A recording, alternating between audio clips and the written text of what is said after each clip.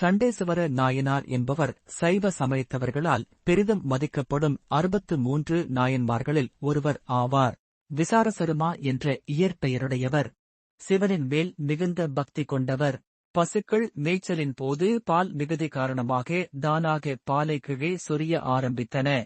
பால் வீணாவதை விரும்பாத விசாரசருமர் அத்தி மரத்தடியில் மணலால் லிங்கம் செய்து பால் அபிஷேகம் செய்து வந்தார்.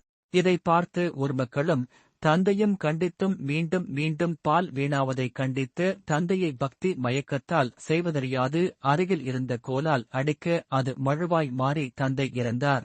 விசாரசருமர் முன் தோன்றிய தேவியும் பரமேஸ்வரரும் சிவபூசை தடைபடக்கூடாது என்பதற்காக ஈன்ற தந்தையை இழந்தாய். இனி யாமே உனக்கு தந்தையாய் இருப்பேன் எனக் கூறி கொன்றை மாலை ஒன்றை அணிவித்து நாம் உண்ட கலமும் உடுப்பனவும் சூடுவனவும் உனக்கே உரித்தானவை. என்னை வழிபட்டவர்கள் உன்னை வழிபட்டால்தான் என்னை வழிபட்ட பலன் கிடைக்கும். சண்டிகேசர் என்ற பட்டமும் அளித்தார்.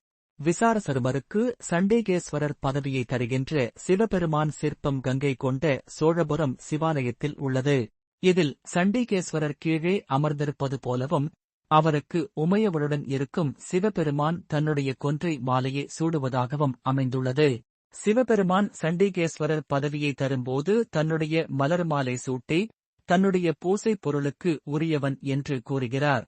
கருவறைக்குச் செல்லும் வடக்கு வாயில் படியில் இந்த சிற்பம் உள்ளது. இதுபோல ஆன்மீக தகவலுக்கு இந்த சேனலை சப்ஸ்கிரைப் செய்திடுங்கள். நன்றி.